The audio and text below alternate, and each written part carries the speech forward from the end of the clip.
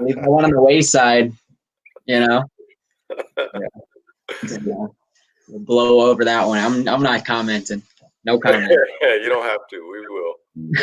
I'm sure you will. We're going to. Oh, that's terrible. That's terrible. That's great. Yo, what? Hopefully, Robbie's my first win. That's all that matters. Yeah, Play Robbie, right. I get the first win. That'll be That's great. not going to happen.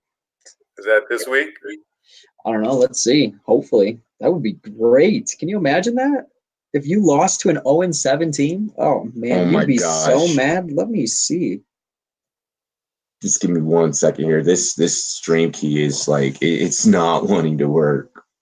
That one's not going to work. Did you get the URL? Yeah, I got the URL. It was the key. It did not like the key. It was like no. Oh, hey, I'm projected to lose by 1 this week. There's an opportunity to go 1-7. There you go. Just worry about covering from now on. What's up? That's me. That's We are about to get into the picks, guys. Just 1 second. Maybe Drew Brees will come back. He'll pick it up. I don't. Well, we're gonna discuss a lot of these injuries as well. Come back. People trying to force themselves back. It's pretty crazy. It's pretty crazy. Yeah. You know what? If I'm Mahomes, I'm trying to kick the shit out the Packers. So I'm cool with him coming back. I feel that. Alrighty, so now I'm gonna try this again. Copying stream key. I see Craze Zach is already up in there. What's good? Dilly to that guy. Bro, I was having Astro fans and their feelings last night. It was great. Oh yeah, look at you. Congrats. Yeah, 2-0. 2-0. I love what Martinez says. Just hey, put the ball in play, man. We doing big things out there in DC right now.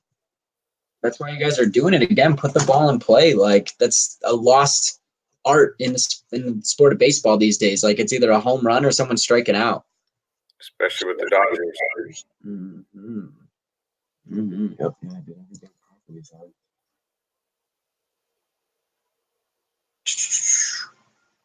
Yeah, it's just Sportscaster's not working. Alrighty, so let's just run our episode on YouTube only today. We will not be getting that extra exposure. It's all good. Whatever, let's get into it. You guys are already up in here. Alrighty, so first pick that we do got to discuss. Let's dive into it. Ladies and gentlemen, welcome to the Rumboyz Fantasy Network, where we are having technical difficulties, but it is what it is. We appreciate you guys for rocking with us, the Raw Sports Show on the internet. Of course, we are joined by Raj Grobes, who you guys all know from ESPN Los Angeles, and practically like one of us at this point. Like, yeah, he's like Rumboyz LA. For the pick. Yeah, exactly. For the pick'ems, I love it. Y'all know what's that? The beach edition. Yeah, the beach edition. I like that. It is 93 degrees today. We got snow. Can I hang up on him? It's snowing. Well, it's warm. It's nice, but there's snow all over. Well, we're going right into it, ladies and gentlemen. First off, cheers to me. Cheers to you. All the Rumboyz and girls, what it do. The first game that, of course, we have to break down is Thursday Night Football. Tonight, going down on Thursday Night Football, we have the Minnesota Vikings versus the Washington Redskins. Gentlemen, what are we thinking? Raj, take it away. Well, obviously, the point spread's high. We know that. Redskins able to hang in there last week. You guys apparently didn't cover the field last week and just let it rain to try to neutralize some of San Francisco's superior talent. Almost, hey, you wind up keeping them to 9. You know, it was ugly, but hey, But today's game, honestly, we talked about on today's show, Minnesota. I kind of think are one of the teams that's going to keep the Rams out of the playoffs. Actually, they're looking up. They're in the 8th spot now, but there's some good teams in front of them. You guys know I like Minnesota all year long. Kirk Cousins is the highest-rated quarterback in the NFL. Don't look now, but he's got – I think he's the first quarterback in NFL history with over 300 passing yards and a plus 335 rating. Like, no one's ever done that. Like, ever since that stinker, remember, we all saw that? He's been putting up numbers. So, for me, it's all about fantasy. I'm starting with Cook. Got him in one league. Thielen's out, so maybe Rudolph steps up. Diggs maybe does his normal thing, but in terms of covering or not, short week, I don't think the better team, like, you give them less chance to prepare. I don't think they get to really, really force their will on people like they want. So I actually think 17 points spread. I think the Redskins can stay in the game in terms of, staying within 2 touchdowns or so. But yeah, unfortunately, national television for all to see. They'll see you guys go 1 and whatever you are. But I think they can cover at least, because it's just short week for both teams. But it's like the Super Bowl when they would flirt around with the 1 week instead of 2 weeks. There were closer games. Like, the better team didn't blow the other team out as much. Give them 2 weeks, better team has better time to prepare. So that's what I got for that game. I'll watch. I feel that. I'm taking a look here. You're right. It is a 16.5 spread. I think that we could cut that down. Maybe making it about a 10-point game. I do think that for all of you guys out there in betting land, you're obviously putting your secure money on the Vikings. There is a receiver for the Vikings I would like to talk about due to the fact that Adam Thielen is out. Once again, ladies and gentlemen, Adam Thielen is out. Make sure you remove him from your rosters before tonight. And maybe you go and look at picking up Bisbee Johnson, okay? And with Johnson, I can guarantee that he is 100% available to you. I went ahead and I picked him up in the Sportscaster League.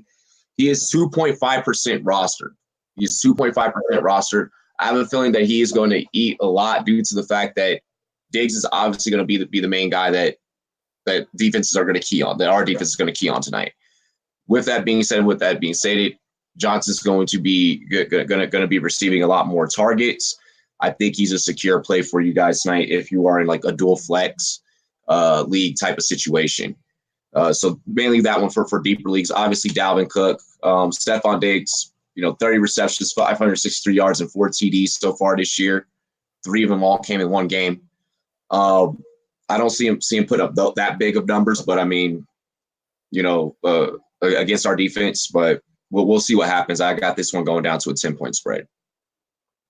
I mean, at least you guys are staying in it. I mean, AP playing against the Vikings just means there's some people that are getting their heads pushed in there. So, I mean, I agree. I think it'll be a closer game than we think. I really hope so for the sake of how this night is going to go. I'll start with that. But I mean, yeah, I'm going. Don't overthink this one. Cousins has been on fire, and again, ever since being kind of kicked in the butt by his receivers and whoever else did that, he's turned it on. Cook has somehow slowed down, but maybe that's just because we're used to him putting up like 120 yards and 2 touchdowns in the first couple weeks. So Cooks will have a big game. Cousins will have a big game. I agree. I think this will be between like a 10 to 13 point game. Couple field goals maybe will be the difference. But yeah, it's in a dome, so we're not worried about the elements in this game. Sure. Unlike when we got poured on in DC. By the way, coming from someone that's from DC, that's lived in DC, I have never in my life seen it as bad as what it was last Sunday. Like, that's never happened. That was a shocker. It was a slip and slide on both sides of the field. Yeah, it was wild. Literally did the slip and slide. Yeah. Literally. Let's keep in mind though that Case Keenum, this is a revenge game in a lot of ways for a lot of players and a lot of personnel on there. Both quarterbacks. AP's return to Minnesota, going to DC. Exactly. So there's a lot of implications on the line here. Vikings, trying to make a push for Trent Williams. So I'm interested in this one, mainly the backstory behind this game and how that's going to work out. Keenum knows how to play in Minnesota. So, I mean, I think that's going to be a factor that cuts that 16.5 spread. We'll see if somebody dives and totally misses a tackle for a game-winning touchdown again. I mean, you never really know. You never know, Minnesota actually. miracles happen. Seahawks versus Falcons starting off our Sunday 11 a.m. slate. Ty. I hate the Falcons. I do. Just like Matt Ryan, everyone's blaming Matt Ryan. I mean, I'm calling him Matty Puddle. Like, he's having a decent year. Now he's down. He's even questionable to come back. He has that whole ankle thing going on. Regardless of Matt Ryan playing or not, I think Seattle can easily take this one. Atlanta's defense has not been what we thought they were. Freeman is not getting it going. They just traded Sanu. I mean, Atlanta, where are you? What's your identity? What is going on here? They haven't found it. They're not even looking for it. Dan Quinn on the hot seat at this point for everybody except Julio, who is defending him in the locker room, apparently. Seattle's rolling. Seattle's not having really any problems. I mean, their defense is holding it down, at least doing what they have to do. Russell Wilson is Russell Wilson. He is taking advantage of everything possible. Carson's looking good running the ball. I mean, this should be an easy win for Seattle. Atlanta-wise, I mean, I could see them losing by more than 10 on this one. I like it. Let's see here. So I do not see if you guys got the point spread here. I'm on. No, they took it off because Matt Ryan didn't practice today. So they took down the point spread. For now it's off the board because I think he'll play as well.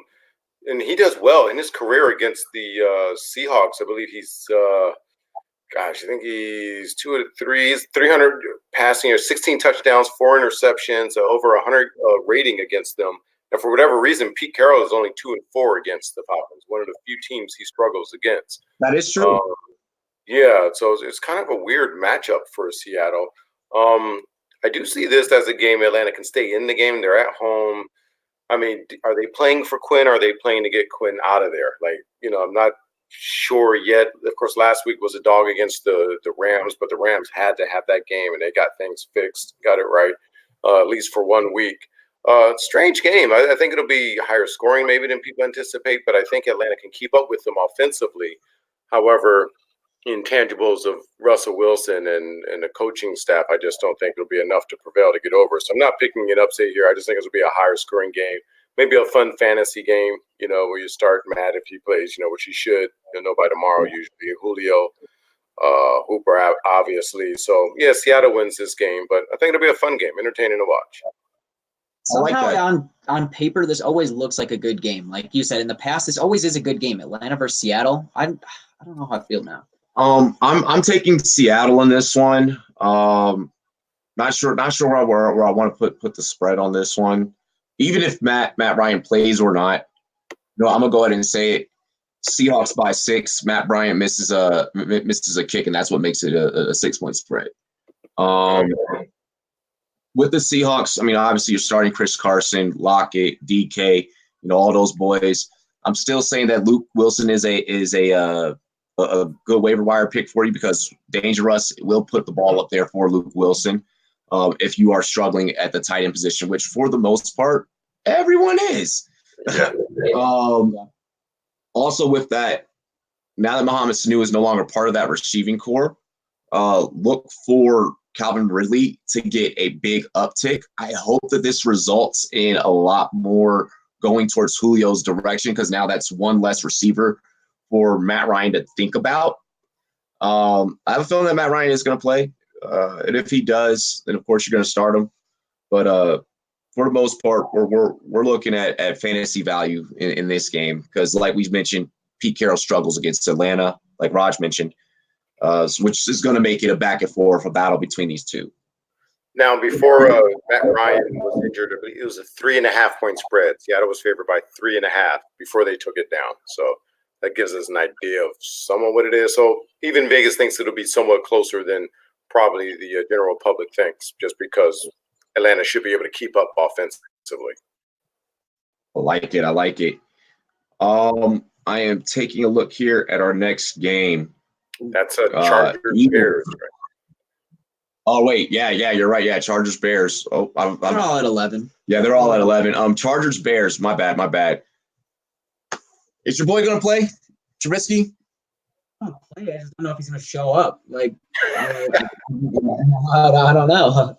I don't know. I'll let you start this one since it's your team. I mean, yeah. In regards to this game, really, both these teams were kind of teams that were put on a pretty high pedestal to start the season. Looked at as first-year playoff contenders. I mean, damn, the Bears, let alone Super Bowl contenders, and clearly both are kind of lacking in that department of getting W's and looking good. Honestly, the Chargers defense looked good last week. Little nervous that Trubisky's going to have time to throw the ball. He already, even with time, he's overthrowing receivers. So, goodness, I'm going to stop talking about that. But I'm going to stick with my Bears. I think our defense can just get to Rivers. I know Rivers has been having a hell of a year throwing the ball. I mean, he's throwing like 300 passing yards a game. He looks good, but I still am not convinced that this Chargers team has put it all together offensively since bringing Gordon back. With Eckler there, without Gordon, I mean, they were looking good. They had it fundamentally sound. They were moving the ball. They were getting it together.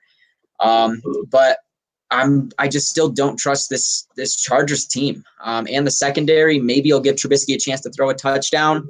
I mean, damn, Cordero Patterson could return another kick, and it could be the game difference. So, you know me, I'm rocking with my Bears to rock with my Bears, but I think they can squeak it out in a battle of teams that were here to start the season and are now hanging out down here. So, Philip Rivers, make your gosh flipping comeback. I'm gonna say it. Please make your comeback. I'm picking the Chargers in this one. I am picking them by 1. It is going to be a field goal. Have we seen the weather? They'll win this. Yeah, the weather for this one, I actually do have a weather report on this. Yeah, it's in Chicago. It's 59 degrees. That's too Vegas has it set at 3.5. I'm putting this at 1. Chargers come through to seal it. In terms of fantasy, I mean, maybe what you're looking at Allen Robinson as your go-to start. I mean, but for the most part, I'm not high on this game. Yeah. I mean, you're starting guys if you have them, irregardless. But Raj.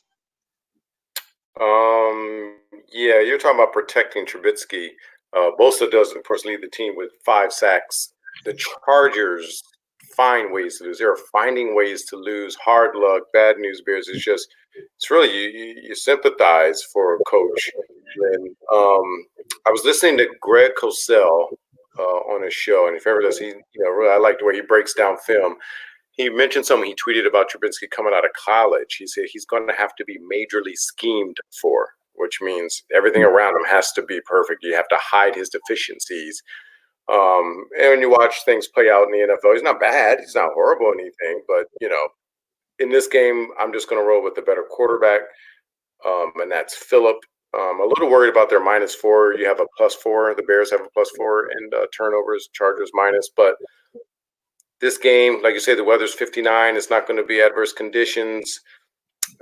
Melvin Gordon is weird. It's like they've almost taken a step back since he's there, it seems like. I thought he would just come in and Eckler would have his, pass catching role and Justin Jackson fill in, spell Melvin, but it's been strange. But they still have weapons, Keenan, Mikey, they got Hunter Henry, big first game, not a big second game. I'll take the Chargers in this game. Shoot straight up, I guess. I'll take them straight up. Yeah, I think they can win this game. Like at some point, luck has to fall there. They have to fall on the right side of the coin. So give it a Chargers in this one. With the Chargers, I think their problem was Gordon's return. Once Gordon returned, it kind of like confused, and then the coordinators, I feel like, and it kind of was like, so now what do we do? Again, honestly, I mean, it wouldn't have been a bad idea to look to trade him and maybe add some defensive back help or. Well, they tried, but no one wanted him because they know he's up for a contract. You know what I mean? So, and they don't value him. Like the league just didn't value him. And he came out, I think, to Dare yesterday and said, "Yeah, I probably won't hold out again." Like he realizes it.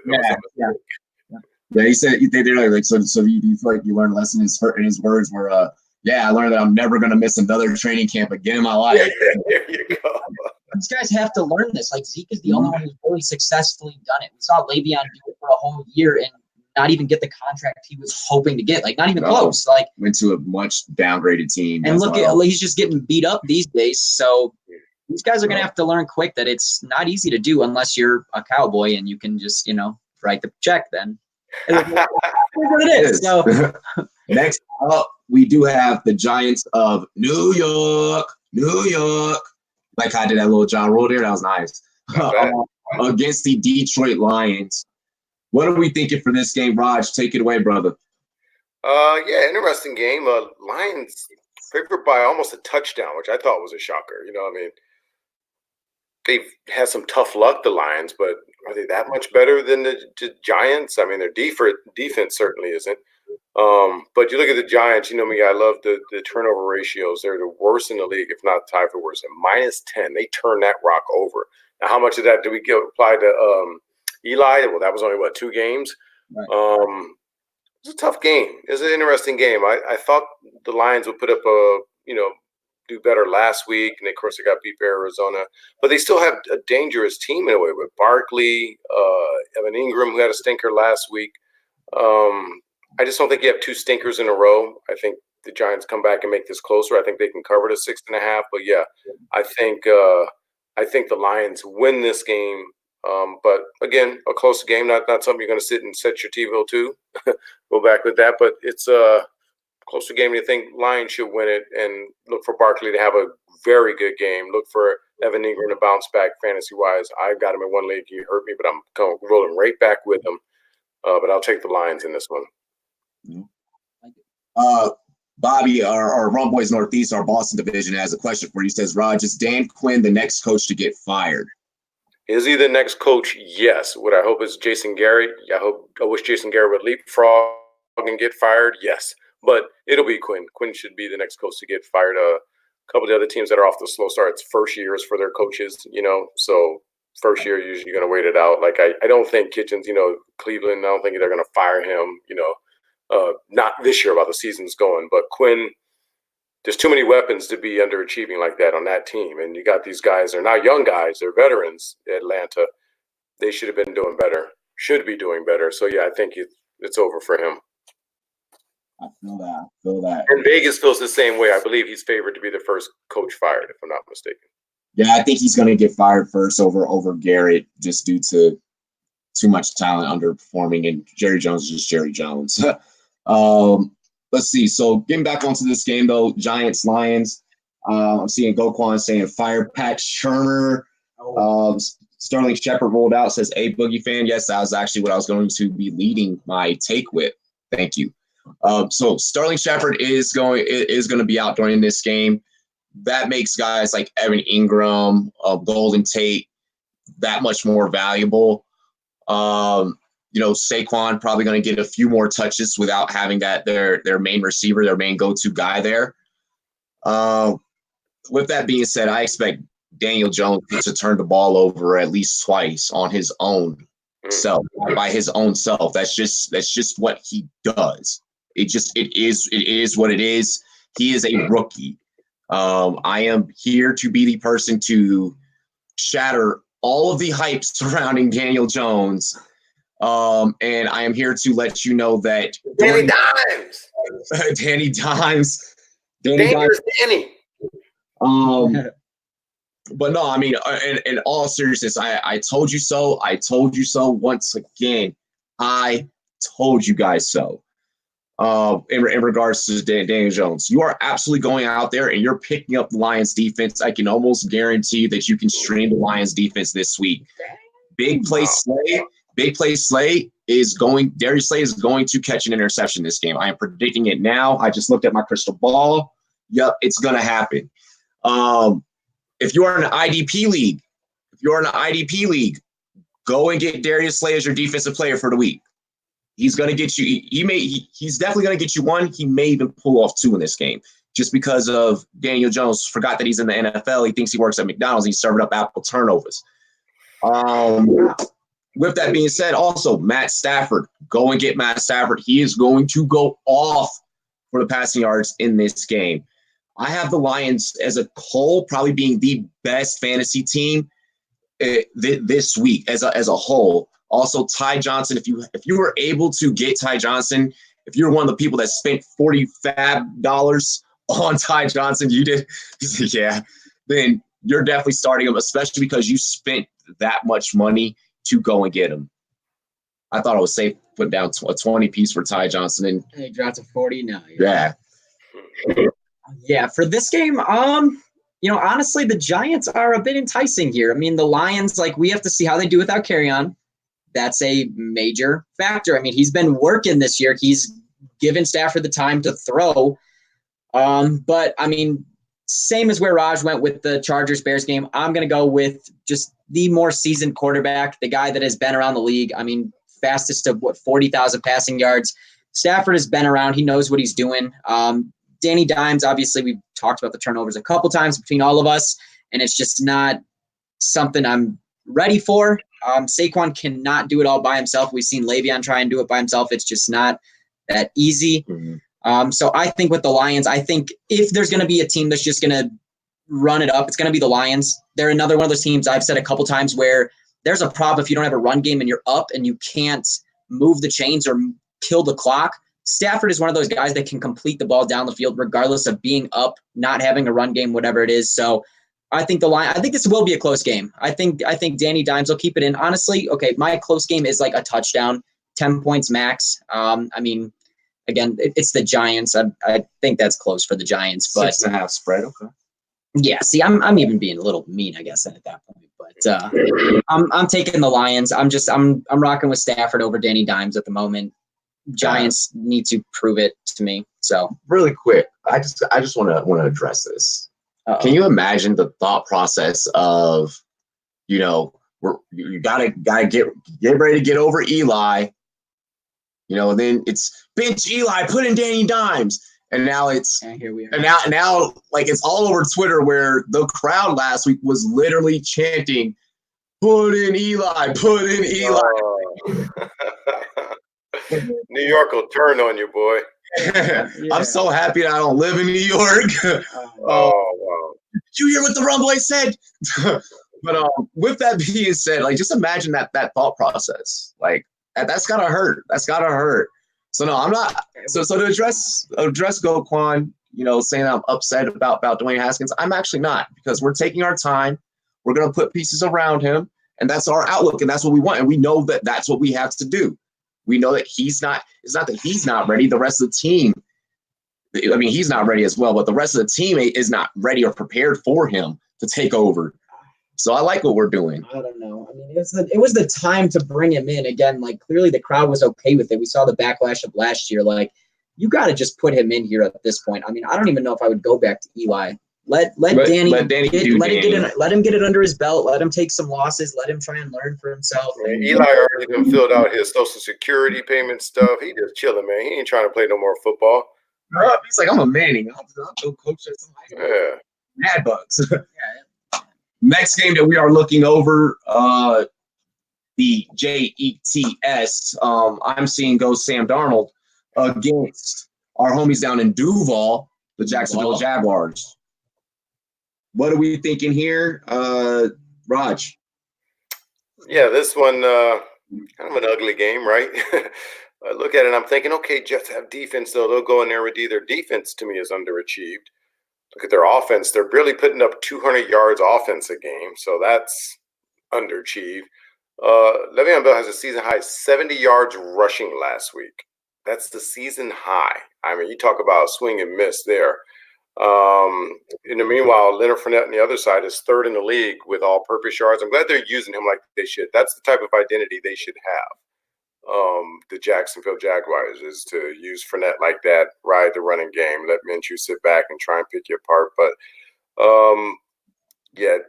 Jaguars at home, I think, can win this. It's just I look at the Jets, I think of them, and I think their defense is strong and can keep them in the game and maybe pull off an upset. But then look at the numbers. Underachieving, and then I know what's on the other side. So maybe they'll play like Halloween music or Ghosts or Casper Friendly Ghosts all across Jacksonville. Like, you got to play on that. Come on, you got to troll.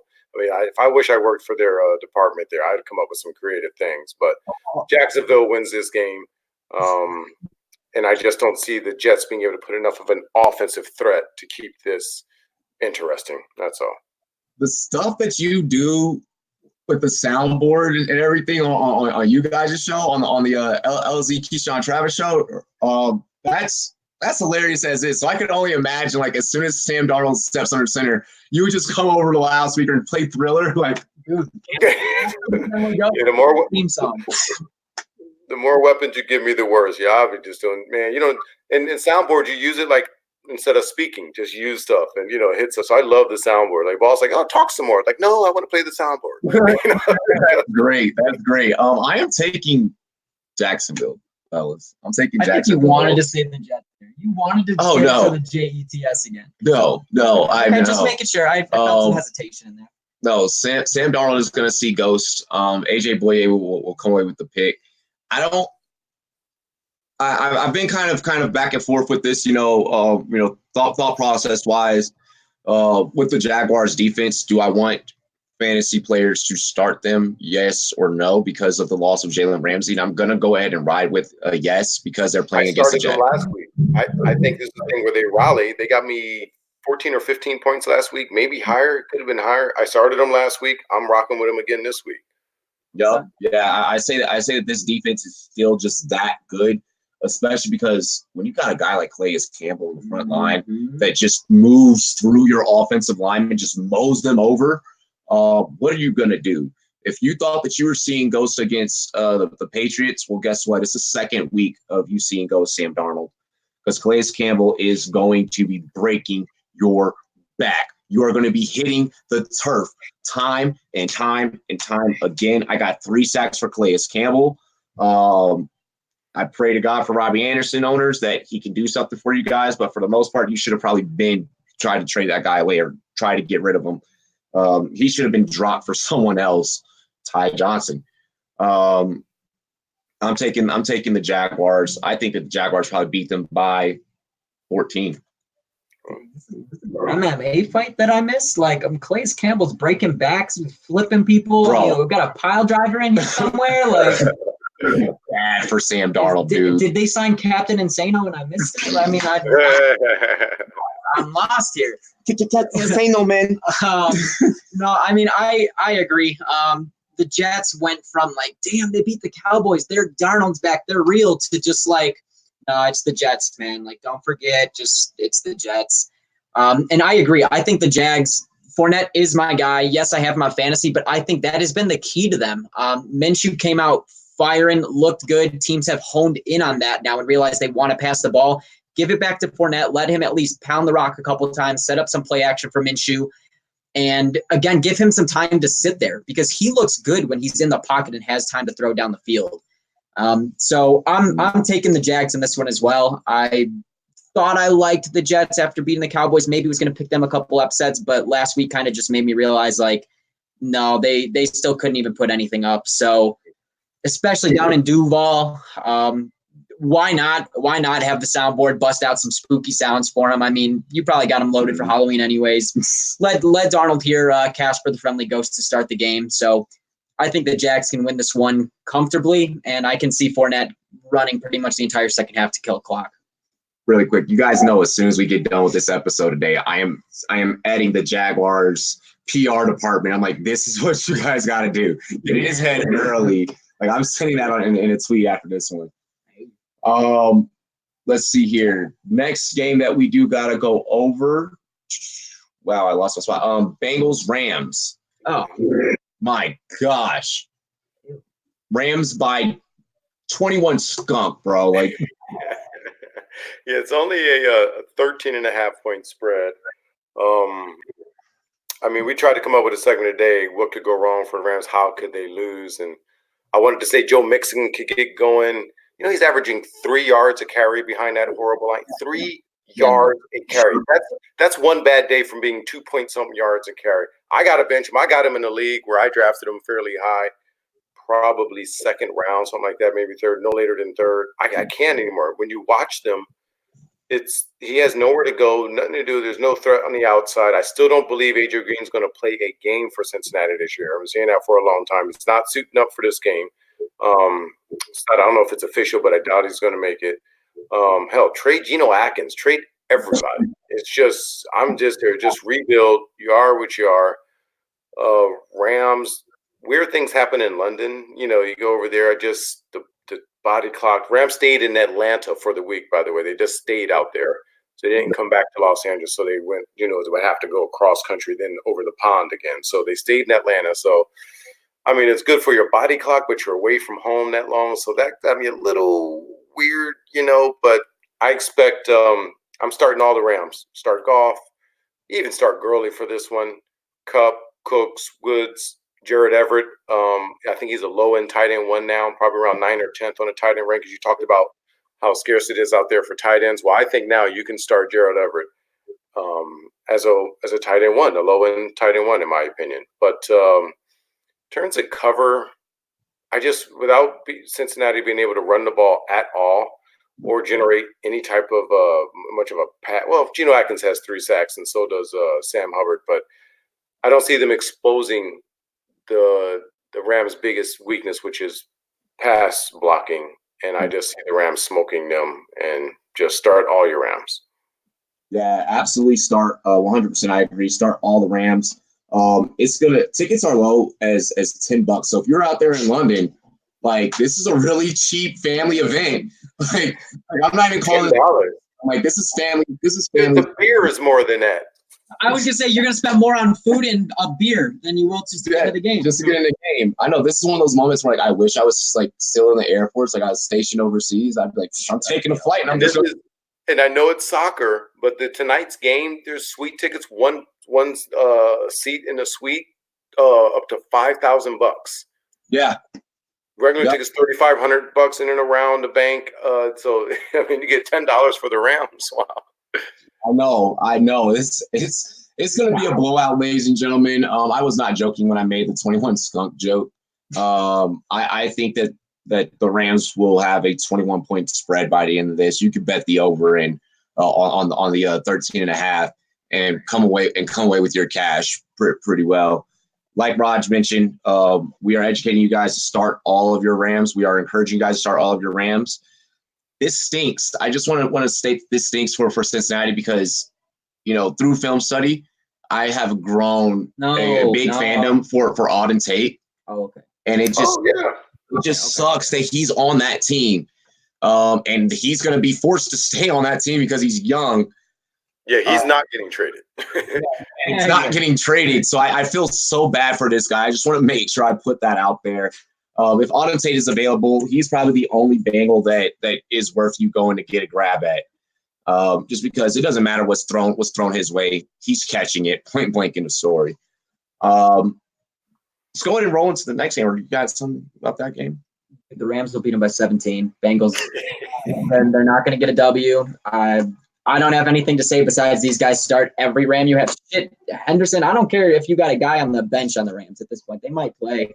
Don't actually start them, but Yeah. I have no hope for the Bengals, especially against the Rams. Hey, Dilly to slap yourself entertainment with the $10 donation. Dilly, brother. We appreciate that donation. Hey, we can get into the Rams game. Yeah, we can go to the Rams game now. Yeah. I'll buy my ticket. Yeah, good, dude. You got some flight miles? What's up? Yeah. I mean, probably not to go overseas. Military discount. Oh, perfect. Let's see here. Bucks Titans. Now this one you were saying pre-show that this was going to be interesting. So I'll actually let you start this one off.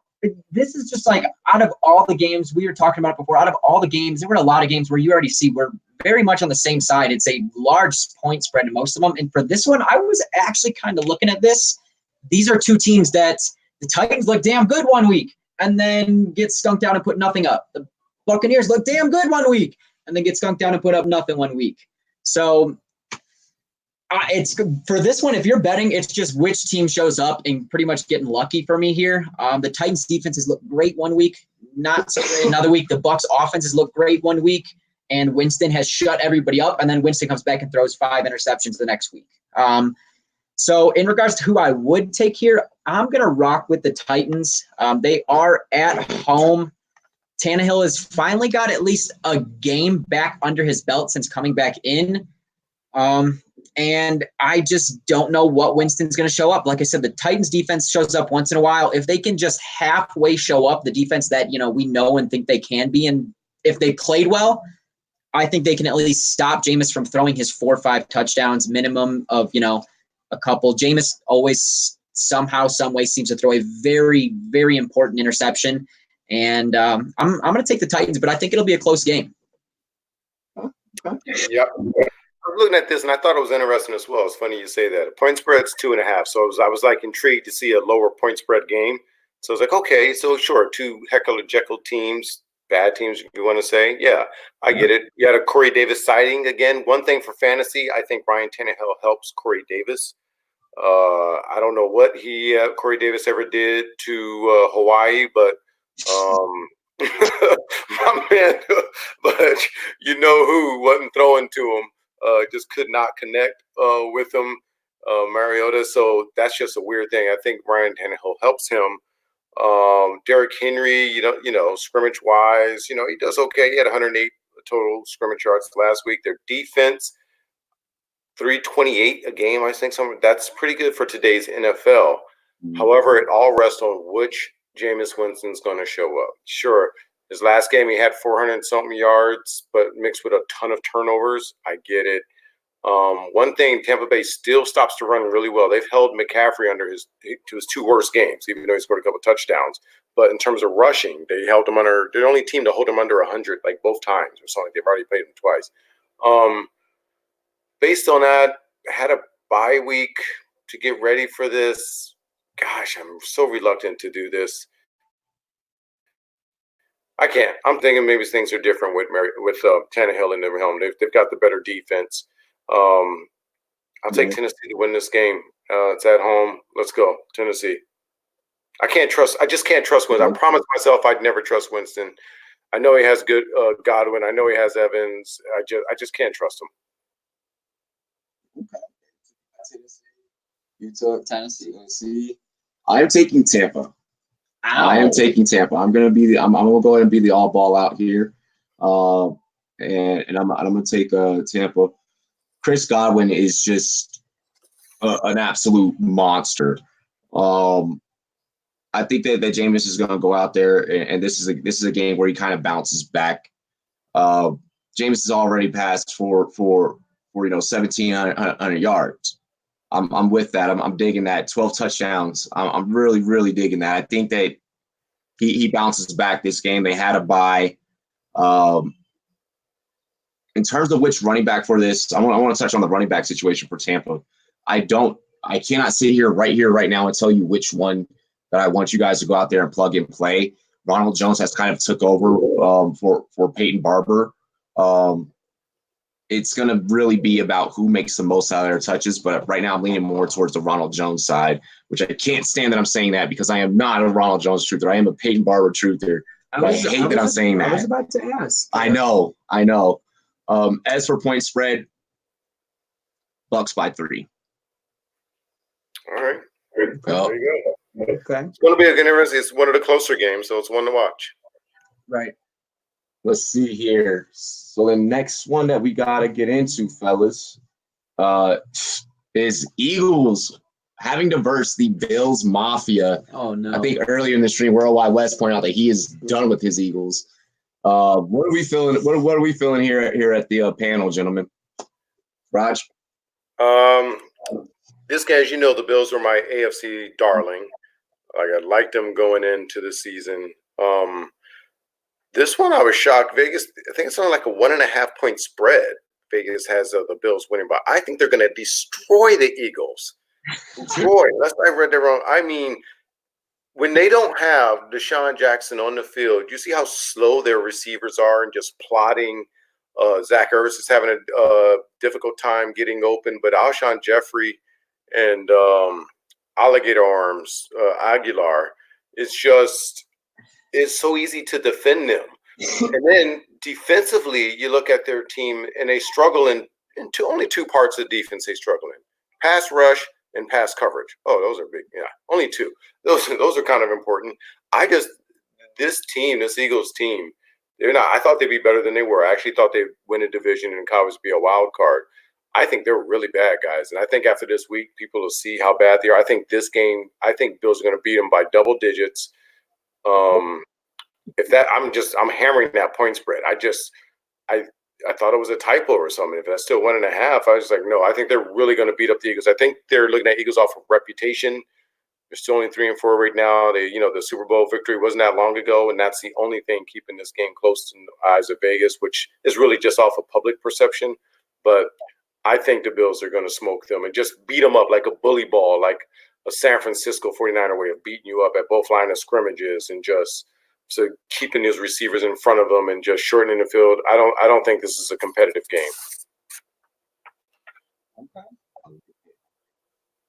Yeah, I gotta agree. We all know that I'm high on the Bills. I love underdogs, and it's amazing what them as an organization have done and turned things around in honestly such a short amount of time. Because it wasn't that long ago that Tyrod Taylor was the one that had led them to their first playoffs in 27 years. Yeah. So to make that drastic of a turnaround in that short amount of time, that speaks volumes on the front office and what they're doing there, which is hilarious because everyone used to joke about how drama-filled their front office was. I am gonna rock with the 1.5 point spread though, because the Eagles they do have weapons. Miles Sanders has started to come into his own a little bit. I do think that it could be a 1.5. I mean, at the end of the day, even though these are the 5-1 Bills, they still show you little flashes of where they are still the Bills. But this defense is going to play bully ball, like you mentioned. So you're definitely starting the Bills defense. Cole Beasley's probably going to get you a touchdown. John Brown. I like where this game is going. I think it's high scoring. For me, the big thing is the start of the game. I know that's not an easy way to pick them, but the Eagles are terrible to start out football games. I mean, like Carson has like an atrocious rating. Like it doesn't look good to start. They're better once they get back in the second half, but the Bills are not shy of putting points on the board in the first couple of drives. Yeah. So really for that reason and that reason mainly, I don't think the Eagles can pull the comeback. Again, we've seen the Bills, despite having, the everlasting Frank Gore, who seems to just keep it chugging. I think the Bills are going to get up by just enough to start, and it's going to be just too much for the Eagles to come back. I don't see it being as close as 1 point, but I can see this between 7 to 10, so maybe double digits, but I don't see them absolutely rocking them. But I do see the Bills pulling this one off just by the Eagles not being able to get into games, get started. And again, I agree with you saying that they might not be as good as they were. There's another one of these teams on paper. You started the season like, damn, like Philly can put it together. They still have a good defense. I mean, you're putting all these pieces together offensively, and they're just not syncing well. Obviously, we've had Alshon out. We've had Deshaun out for however long, but it's not even the health of Carson Wentz that's the problem. It's the rest of these guys, which is killing the Eagles. But I'm going with the Bills. Hamza asks, should I start Stills or McLaurin at flex and PPR? McLaurin. Yep. Stats are gonna push you towards that McLaurin direction. Now, will he get covered by what's the shutdown corner for the Vikings? At Rhodes? Xavier Rhodes. Yep. See, that always scares me with someone like McLaurin. If someone has an elite cornerback on the other side, if they get matched up with him, that terrifies me. Like, a couple times last week. Yeah, we were surprisingly both like, that's Xavier Rhodes that just gave up that touchdown. 30 yards. Yeah, Rhodes has been getting exposed lately. Okay. Yeah, McLaurin is just so much significantly faster than Xavier Rhodes. Xavier Rhodes is a corner that kind of has to play off his receivers, and then he tries to make up that distance. And you're not doing that against Terry McLaurin. Like it's just not happening. He's too small. And too fast. He's too shifty off the line. So with that being said, I mean, yeah, I'm going McLaurin in that one, Hamza. I think Kenny Stills is still just trying to find his identity. Obviously, joining a new team, getting chemistry with a new quarterback, learning plays and whatnot. Like I think he's still just gaining that knowledge right now. And maybe in a couple weeks I'd look at Stills, but right now McLaurin has put his footprint in that Redskins offense. Yep. But I do like where you're thinking about considering Stills, especially with Will Fuller being out. Next game that we are going to get into, Broncos versus the Colts. The Manning Bowl. Yeah, you are definitely starting the the Colts defense. Wow. Almost there. Yeah, I just want to thank you guys. This kicker got me minus 0.5 points last week.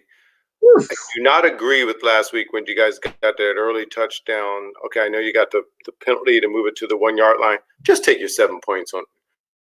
just take your 7 points. I I didn't like that move. It was like almost like a bad omen for the Broncos to do that. But go ahead, you guys go first. You're the Denver guys. Talk to me. Yeah, I'm not rocking with Denver in this game. Y'all can be pissed off at me. I'm still gonna walk through each and every single aisle of King Supers, buying my chicken, my collard greens, all that good stuff, smiling, laughing at y'all like, hey, y'all, you're as bad as we are. Get a specific shirt that just says Broncos suck. Not go Colts. Bro, Broncos yeah, suck. Broncos suck, bro, because they are absolutely terrible. Vegas has this at a 5.5. Vegas, go home. You're drunk. This is going to be a bull beat down. They probably are, though. They probably are. Why would you not be if you were in Vegas? But the Colts are absolutely going to beat up on them. I got this being a 13-point game personally myself. Obviously, you're starting Marlon Mack. I want to speak heavily on Cortland Sutton. Cortland Sutton was wide receiver, I want to say week 7, heading into week 7, he was wide receiver 15. I was donated again until you said that, Robbie. We're pissing off Broncos fans already. Don't worry, Ty may have a take that'll balance this out. We'll see. What? We'll see, I said. But no, I definitely want to – Cortland Sutton, he was wide receiver 15 heading into week 7. I think that now Emmanuel Sanders is gone. That is only going to increase for him. Now, I know that fantasy football and football in general doesn't necessarily work this way, where it's like, oh, this player X is gone. Now all these shares go to this player now. Right. But let's be honest, that's about extra 6.3% targets that weren't going to him that are now going to go to him. Okay. So with that being said, that's the uptick in passes that he's going to see. I say that you guys go and get him. Also, a waiver wire ad that you may want to look at is Deshaun Hamilton as well. Yeah. I'm sorry, slap yourself. I don't know why Robbie just threw me under the bus. I'm not taking the Broncos. We'll just start with that. I apologize. But I mean, the reason I'm not is I still have not seen the defensive backs or really anybody kind of get it going. I mean, we've talked about, the defense kind of picked it up compared to their no turnovers, no sacks, no anything going on the first couple of weeks. But Brissett is quietly killing people. Like 14 touchdowns, 3 interceptions. He is a game manager to a T. I mean, he has done fantastic, and we haven't seen Flacco be the game manager really that, he was and that he would have had to be for your defense to do what it does. Defense is not doing what it needs for someone like Joe Flacco to win games. And Brissett is winning games. I think it's an easy win for the Colts. I don't think Brissett has any problem throwing the ball on these guys. Again, Mack, if he can get through that upfront 4 of, Von Miller and all these guys, then I think Mack can have a big game as well. So I think the Colts can win this one. I'm putting this one by about 13 is where I'm looking. Ooh, wow. You guys know face well. I like the Colts. I liked them last week straight up against Houston. Brissett had a career high in yards and touchdowns with 326 yards, I think 4 touchdowns. Max there. So Broncos defense is still holding people to 300 yards a game. And in today's NFL, that's a throwback type defense. They're on the road. I think you guys mentioned the point spread. It was a 5.5, something like that. I think this is there for a reason. I think Broncos can make this an ugly game. I think they can try and offset some of the things Brissett has been doing. I mean, it's no fluke after this long to have give up 300 yards a game on defense. Like, I still think their defense is good, even though they're not getting the turnovers and the sacks. It's not that kind of good. And for that fact, I think it'll keep them from being embarrassed. But yeah, I do believe the Colts will win the game. And it's just one of those games where I think they'll win, in a late cover. I think Broncos might be able to cover this game, keep it under 6. But it'll be where the score didn't indicate, like they'll be down double digits late and get a late score or something like that. But their defense, you guys got no faith in. Look at that sloppy. He's got no faith in the Broncos. None of you guys up there, I guess. That's a Broncos fan. Yeah. Well, the battle of the horses, I will say they'll beat them by what did I say, a length, one length or something like that in horse racing. The Colts will win though. Okay. I like it. Let's see here. Next up, afternoon games. no, we're not Not even yet. in. We got one last morning game. Cardinals Saints. Now this one is interesting. This one I like. Raj, let's let you start off, brother. I wanted to take the Cardinals. I believe one of you shared this sentiment with me last week. I just thought on the road going east that they wouldn't be able to handle it. Kyler didn't have the greatest game last week, but he did enough. Now the David Johnson, I don't know.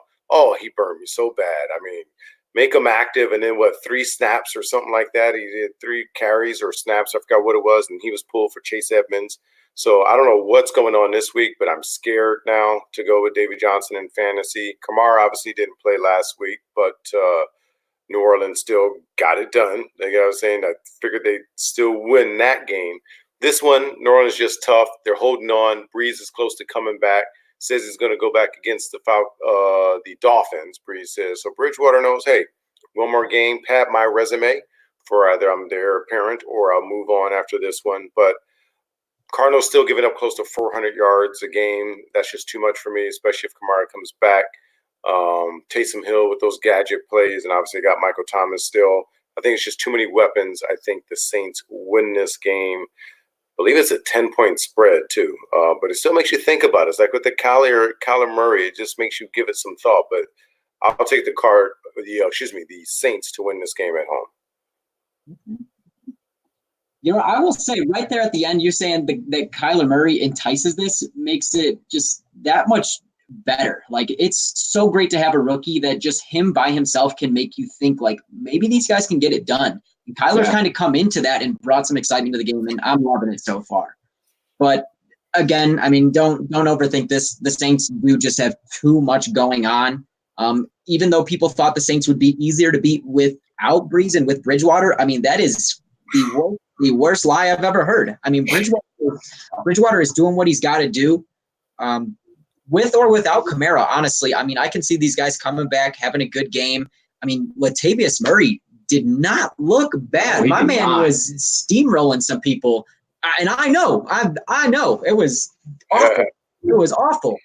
So I think the Saints can get this done easily. I do think Kyler at least has a good game. I think he keeps it exciting.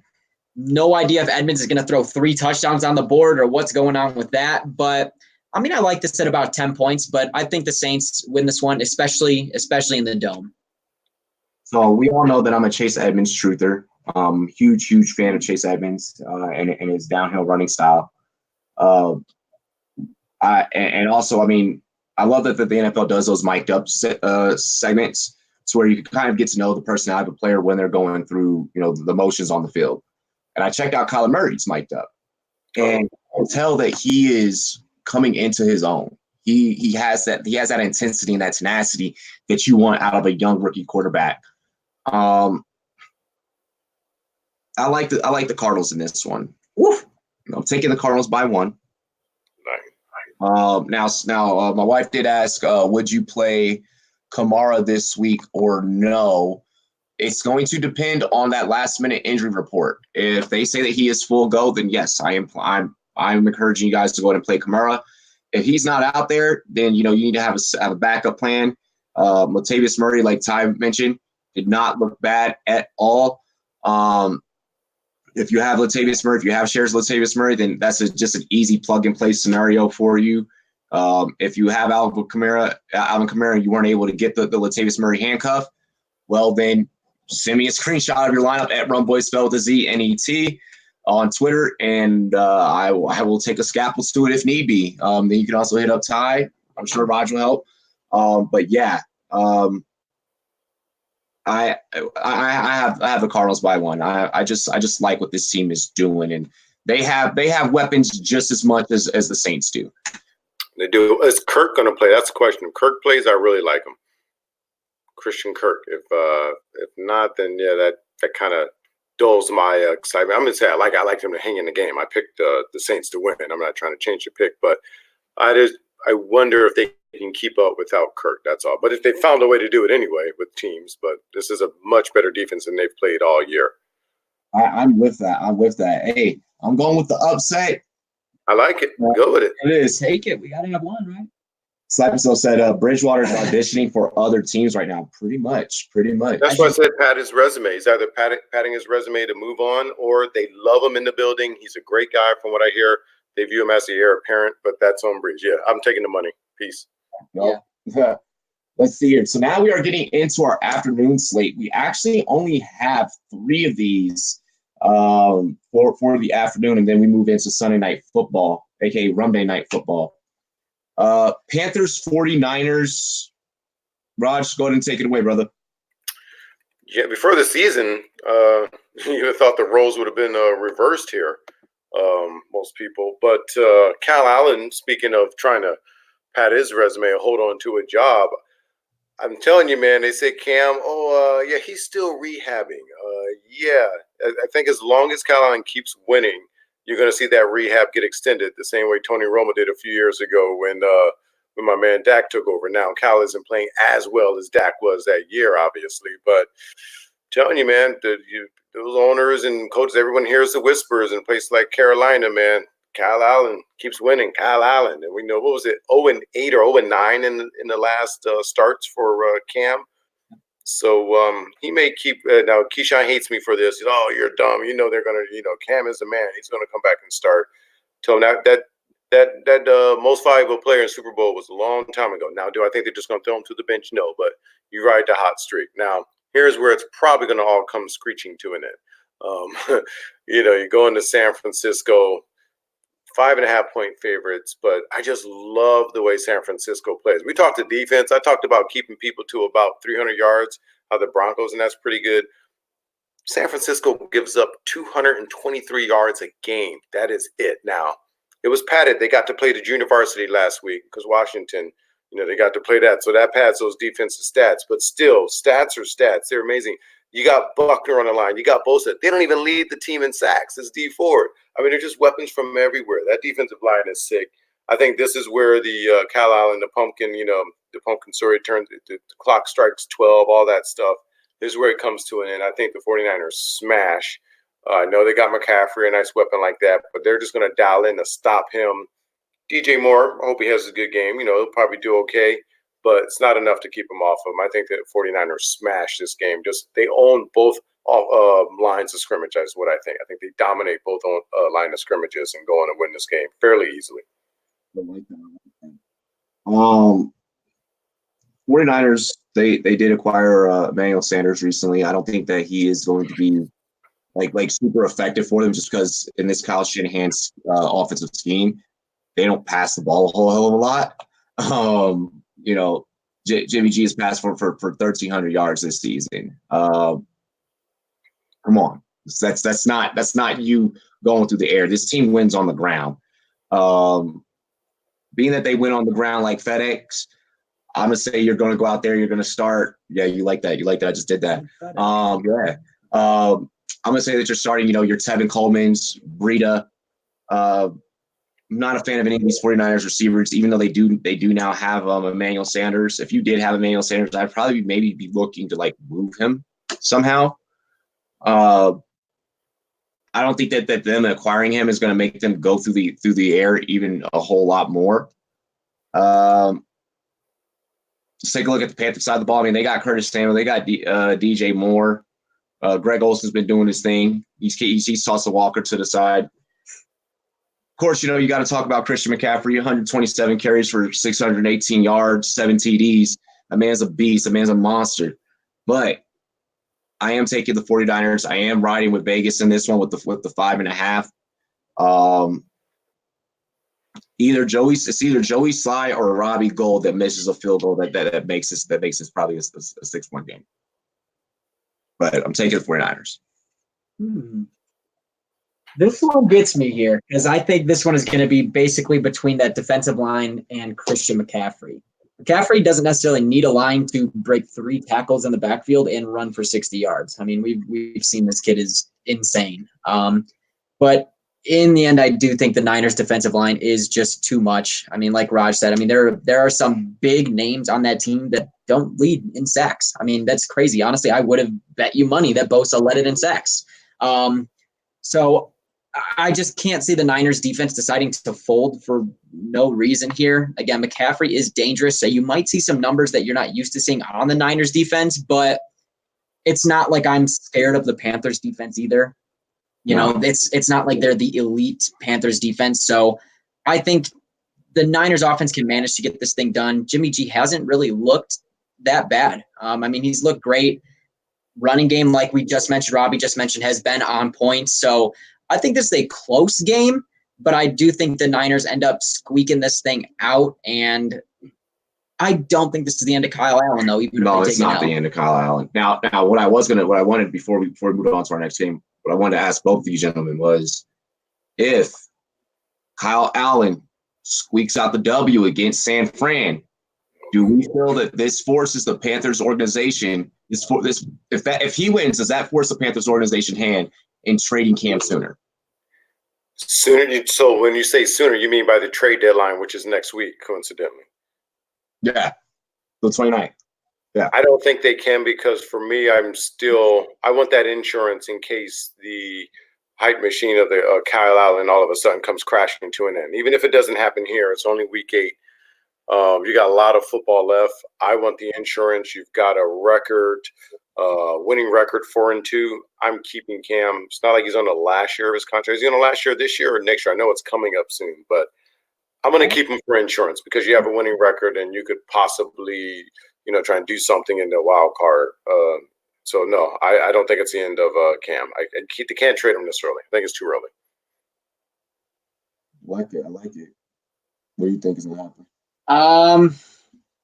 I agree. I can't imagine what they would even be looking, or if you're gonna trade Cam, I would put a huge amount that you want back in regards for him. Mm-hmm. If some team is going to be willing to start just shipping out picks, shipping out defensive players, whatever it is, then you consider it. But I am putting him at the point where, like, we are going to talk about it and be like, why the hell would this team accept this trade for Cam Newton? That's the only way I'm trading Cam, is if you can't help it. Yeah. But otherwise, people are looking at this Kyle Allen, but I can guarantee you people are still probably looking at buying a Cam Newton jersey over an Allen jersey. Like, he's putting asses in seats. He's not done yet. So I'm with it. Slappy So said, this show is the reason why I pay attention to other teams besides Denver, just so y'all know. We appreciate that. Thank you. That's why we do it. Oh, yeah. Exactly. Hell yes. Jose, football will someday become an international sport. We're working on it. It's already on the way. It's already on the way. Raiders, Texans is the next game that we have for the afternoon slot. What are we thinking here, fellas? Let's start with Ty. I've liked the Texans all year. I liked them to start the year. I haven't necessarily lost my interest in them. I think they're having pretty good games. If you remember what are they, 4-3? And one of those games, I thought Watson had the comeback on the Saints, and Drew Brees is just Drew Brees before he went down. So I'm not hating on the Texans. They've kind of figured out the line. Tunsil is still getting like 10 penalties a game, it seems like, there for the Texans. But Deshaun Watson's still getting it together. He obviously found a way to get it to my man Chocolate Sauce last week. At least got him 100. Yeah. I finally traded for the guy. He put it up for me. Had a touchdown, called back. It is what it is. So if he could start getting that connection going again, we talked about Stills. Stills is absolutely a great guy to come in for Will Fuller and at least be that opposite side. Still going with McLaurin over him, but I like the Texans. Defense is picking it up a little bit. Hopefully JJ can kind of kick some injuries to the curb here, that he has had some major injuries, and get into the backfield. Raiders haven't shown me a whole lot aside from Josh Jacobs. I'm still looking to see what, is going on there. Derek Carr, not showing it to me yet. Clearly that foot injury a while ago kind of bothered him. Defense isn't, gonna stop this Texans team. There's just too much offense going on there. And I think these guys are playing backyard football, which is huge, because if you're just enjoying yourself, having a good time playing with your team, and I think that's what the Texans, at least offense, is doing, and that's a scary thing to go against. So I'm going with the Texans here. I could see this one being by like 10. Yeah, well, the point spreads is a touchdown, so you're not far off in terms of what Vegas thinks or public perception. Josh Jacobs questionable with the shoulder, but I think that's just the normal little cat and mouse game coaches plays. Ty Williams, right? That's the receiver. He's supposed to return. Raiders didn't have him last week, and when they've had their offense full, of course, with my guy Darren Waller, who's I have him on just about every team, just was a believer in him. If they're at a full go, I don't think the Raiders can win, but I think they can keep this close. I definitely think they can cover this game, especially if they're healthy. There's a lot of games we thought they couldn't cover, let alone win, and so 3-3, I think they've shown us they're a 500 team, which is much better than I certainly thought.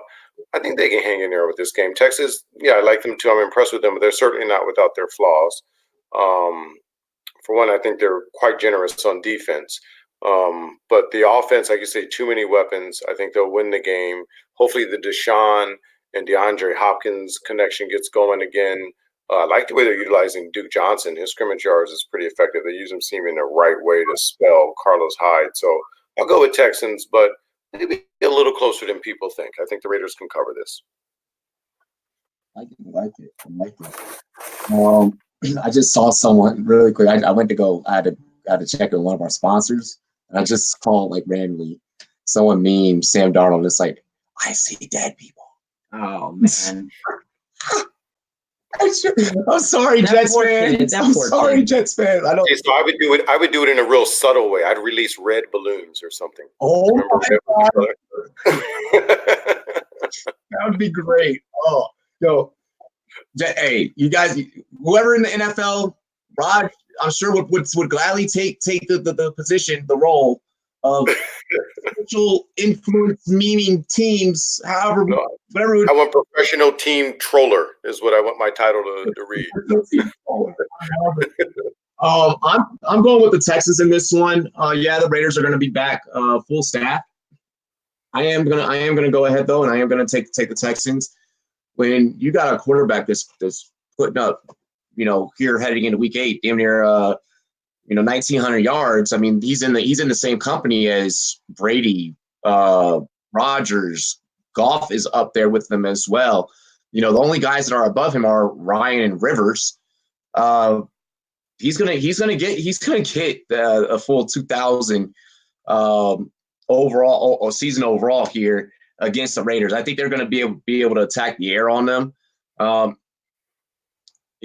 just think the Texans have too many pieces. It sucks about Will Fuller not being in the game, but that does make pieces like players like Kenny Stills and of course Kiki. Do you love me? QT is going to be out there as well. So I'd say maybe you're looking at Kenny Stills, maybe you're looking at Kiki QT as deep waiver wire pickups if you're looking for that sleeper pick.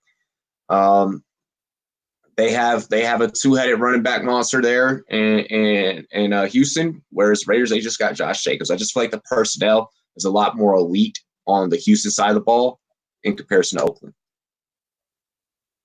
Fair enough. Awesome. Let's see here. Final afternoon game, the all-out slaughter. The headband has to take on Tom Brady and the New England Patriots. So we got Browns, Patriots. What we thinking, Raj? That's your guy. It is not the biggest point spread of the week, so it shows you the respect they have for the headband. Thank you very much. It's only 13 points. There are other teams who are underdogs by more playing tonight, by the way. But I haven't seen an optimistic defense like this in a long time. The Patriots are plus 14 in turnover ratio. Now, one of the first things I think is name me the last time they faced a team that can threaten them offensively. You have to go back to week 1, Pittsburgh. I mean, that was a long time ago, and they've had their problems, and Juju isn't the guy that we thought he was. But they still, you got to be who's in front of you, and the Patriots are doing that. I think after this, their schedule, Patriots finally gets a little more difficult.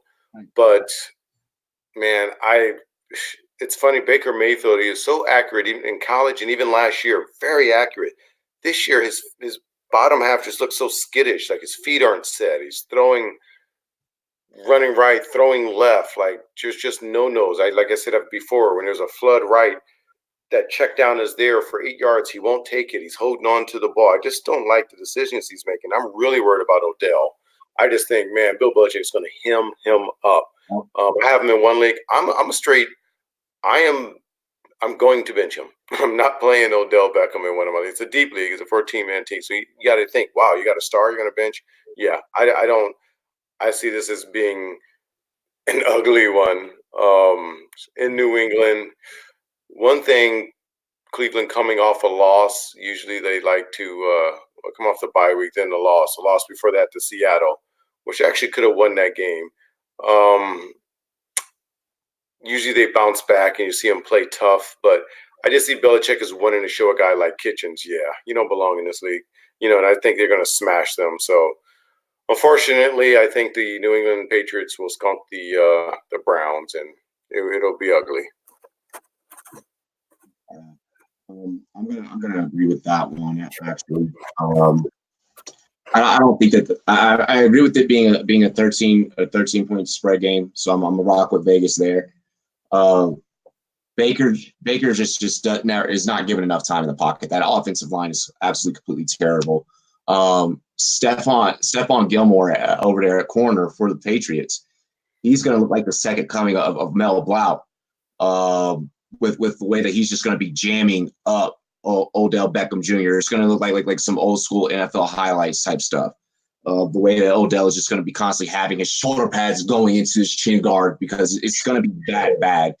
I'm interested in this game just to see Gilmore and Odell have to go at it. I don't know if it's going to if he's just beating him up, but he's going to get. I guarantee. Here's the thing. I bet you Odell gets an unsportsmanlike. Like he's going to get under his skin. When Odell gets frustrated, he starts, trying to be tough guy all of a sudden. And I bet you this is the game where you have that Josh Norman type thing. Yep. Where Odell gets a penalty or something like that, or close to it. Watch. Yep. Odell does not like corners to play in physical, and this is exactly what they're going to do. Bill Belichick has already came out and has stated every time that we play that we have to play Odell, not the Browns, Odell. He's like, I let Odell know you aren't doing jack shit today, and that's exactly what he stated. When that and a coach lets you know that you're going to be facing possibly man coverage, and you're a receiver that is as emotional and not as mentally stable as Odell Beckham, it's going to be a long game. And when you have a superstar like Odell Beckham mentally checked out of the game, let's remember football is 80% mental and 20% physical. When you mentally check out, it's done for that. It's done for that offense. I think this offense could give the Patriots a run for their money, but at the end of the day, that Patriots defense is just too strong. But I haven't even begun talking about the offense for the Patriots. Now that they have Sanu, now you have to worry about, of course, Tom Brady is always going to go to Julian Edelman no matter what, irregardless. Now you have to worry about Sanu. Another thing, Bill Belichick has also exploded a loophole in the NFL rulebook. This is something that all coaches know, but this is just what makes Bill Belichick this great.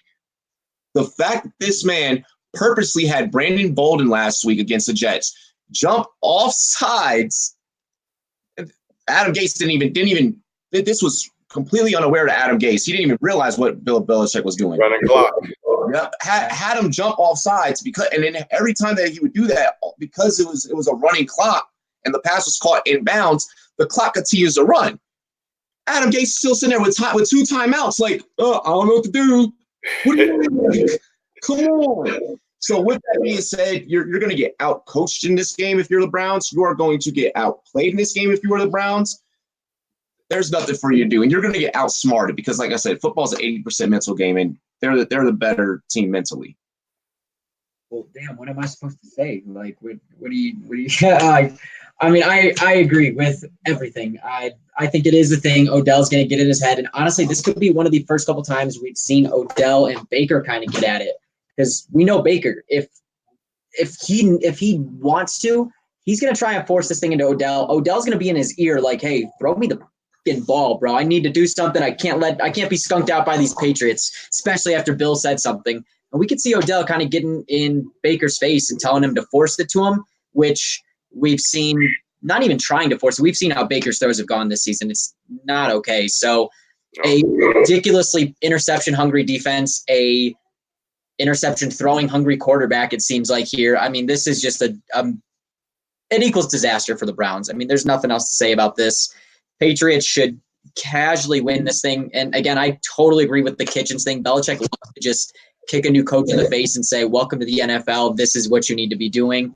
So at the end of the game, even when maybe Kitchens tries everything he has and pulls out all the stops, Belichick's just going to casually pull out his special green playbook and be like, well, we'll call it there. So Patriots comfortably. I don't see the Browns even scratching them. So yeah, it might look close, but I think the Patriots are just coasting. So Simon still said Patriots schedule came with a life alert button. Oh my god.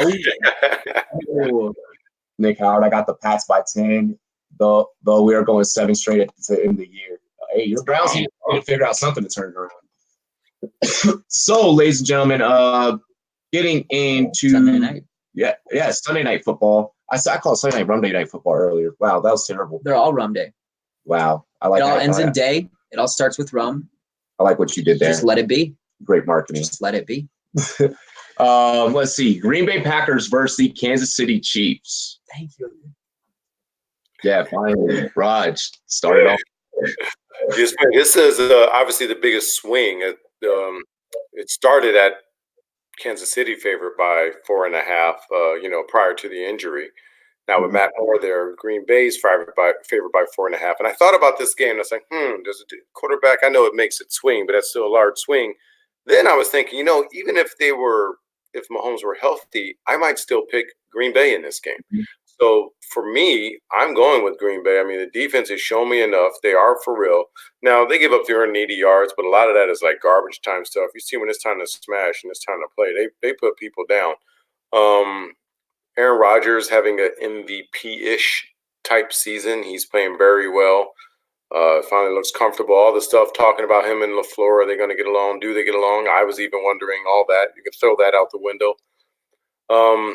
When I told you, I think KC, they're not gashing people with the run. They did try and run more last week. I think Shady had 64 yards. They tried to run more, but they're just not breaking it open. So I think it's had a trickle-down effect. Now you take out the quarterback. So obviously you downgrade everyone on there. Does he have the arm to get it out to Tyreek Hill? Does Matt Moore, can he do that? I don't know. I got to take Green Bay in this game.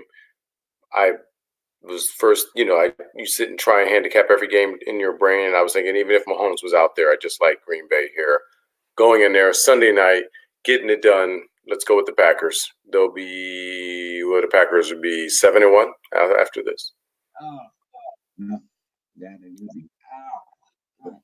Go ahead, Si. I know that you want to go ahead and let out your frustrations. Let me recover from my heart attack that Ross just said 7-1 Green Bay. Hey, I'm one of the losses too, man. Yeah. Same. So I can't disagree with it though. Especially Mahomes being out. I mean, I'm looking at the Packers. I agree though. Even if he was in without an injury, I might consider this. Even if he was still a little banged up and wasn't 100%. Green Bay, their defensive backs are ball hawks. Yeah, there are some crazy good receivers for these guys, but I agree. I don't think Moore is going to have just the confidence to throw some of the throws that Mahomes does and into some of those windows. I do think finally, maybe not a breakout, but I do think finally we will see some numbers from Travis Kelce because Moore is going to be looking for his security blanket all day, is not going to be able to throw it out to Tyreek Hill. So I do think that is going to be a good game for Kelce, but I mean, Rodgers just came off a historic game. Once Rodgers gets himself in his own head in a good direction, you can't stop the dude. I don't care who you are, what defense you got, let alone the Chiefs defense that is sore and is out there all day, every day, and haven't really proven themselves to be a defense that can keep the Chiefs in games if Mahomes isn't having a great game. I mean, we saw the Colts do it to him. So I'm taking the Packers. As much as it kills me to continue to take the Packers, I have to do this for you guys. But I think the defense just shuts them up. Aaron Jones can have a huge game against this Chiefs defense, and I don't think it's a problem for the Chiefs, especially or for the Packers. And going into Arrowhead hasn't been the same this year. They just haven't been a problem to go to. I feel like they, especially without Mahomes, the air is sucked out of their stadium without their starting quarterback. So I think Green Bay can take this. So Mahomes right now is being treated, first off, Andy Reid to everyone else in that organization. I don't think that is smart if you guys go out there and you start Mahomes right away coming off that injury. But there is talks that he may play. And if he does go out there and play, then we don't like to talk about injuries. I mean, he could very well reactivate that. I think it's a very bad decision. But if he's out there, you got to kind of maybe look at this differently. As long as Matt Moore, though, is a starter, and that's what we know right now, and going off of what we know right now at this moment, the Packers will go ahead and go out there and win this. It is what it is. I got this being a close game, though. 3.5 spread, I feel, is accurate. Just be it that there's too much talent on the Kansas City Chiefs side that even with Moore, that those guys won't make something happen. They'll find a way to make it happen and keep it close. So, I mean, let's remember, Alex Smith did very well in this scheme and was very much a game manager, did not throw it down the field well. And we could see Andy Reid playing well with Moore. I mean, again, there's just too much going in the right direction for the Packers right now. You can go back in Andy Reid's career, backups that come in when he has time to prepare. He's like the quarterback whisperer, man. That was my one concern, is just thinking of everyone he had come back. And what Eddie did, brought Vic back. I mean, just backups he's had and made them successful. That did give me concern, but still, I think Green Bay's that tough right now. And so I hear you're right, though, about him being doing well with quarterbacks. Yeah. Awesome. So now we move into the official Monday night game. We actually titled that. I'm going to be honest. Let me do next year's football schedule. At NFL, please. Just let me edit it at the end. Yeah, I'll be honest. I don't know if we're calling play for this one. We'll figure it out. Is there baseball on? Dolphins versus Steelers. Everyone, 3, 2, 1, go. Steelers. Steelers and done. I mean, who scheduled this? Oh, the Dolphins are going to win. They're getting their first win. It's Monday night. This is the perfect game for Tomlin to lose. Everyone to bitch at Tomlin. Tomlin could be fired next. Totally changes the name of the NFL. Bro, stay off the weed, man. My God. I'm only going to look at this game for fantasy purposes. Can Juju have a poll, be a number one? No. You got Connor, Devontae Parker has showed a bit of a pulse. Preston Williams stunk it up last time. Hey, and the Dolphins, I mean, they were down by 3 until that onside kick return, to my Bills. I love the Bills. So I still, Monday night, they're on the road. I can see these players be like, F this. Let's just get home. It's a 14-point spread. Mason Rudolph is my only cause for concern. Like, are these Dolphins now, are they competing now? Because they covered against Buffalo, and who they played a week before? I believe it's that's right. They played Washington. They covered against you guys. So, I mean, are they now at least competing enough to cover? Yet to be seen. So, I don't know. I'm just trying to find reasons to watch this game. It's fantasy, and that's it. James Yeah. But he'll play. Bro, Dolphins by 3. It's on record. I got a loss for words with this game. NFL. What would be a bigger upset? Dolphins winning or Ty finally getting his first fantasy victory? I think the Dolphins winning would outdo that. At the same time. This is my week. I am Miami Dolphins of our fantasy league. Yeah. They're calling the W. Let's get it. I mean, other than that, I mean, I might as well say, go ahead and start Devlin Hodges in this game for the Steelers. Let he can sit there, throw the ball, and call duck calls, and he's going to just beat this team. It is what it is. But other than that, ladies and gentlemen, we do appreciate you guys for tuning in and joining the show. Yes. Wish you guys the best of luck with your picks and your fantasy teams. Yeah. If there's anything that you guys felt like you missed, go back and rewatch, because that's always highly encouraged. But other than that, you guys have anything? Check us out tonight. Check us out tonight. We will be broadcasting on YouTube. If Sportscasters is up and running, then we'll be there, and then also we'll be on Hot Mic as well. Hot Mic is really dope. You guys will be able to seamlessly download the app, sync your phone with the audio of the play-by-play, and then you just on TV, you just mute your TV, and then boom, we're synced up with your TV. There's no lag, no delay. We will be commentators for the week. Yeah. Saying you guys are going to be doing the LAFC Galaxy game tonight, right? That's what you guys are going to be doing play-by-play for? Sadly, I have to cover this guy. Oh, okay. Turn it over to you to go ahead and hype that up. Raj, what do you guys got going on out there in LA and coming up on you guys' show tomorrow? Well, tomorrow, Kawhi Leonard, the best player in Los Angeles in the league, goes at it. He's got a game. Tonight they're playing Golden State, so we're wondering if they can come back and do a repeat performance. Obviously, I'll be pushing the LAFC versus Galaxy talk. Can we finally beat the Galaxy? I've never beaten Zlatan. 2 times 230 goal scorers in MLS have gone head-to-head in the playoffs, so that'll be fun.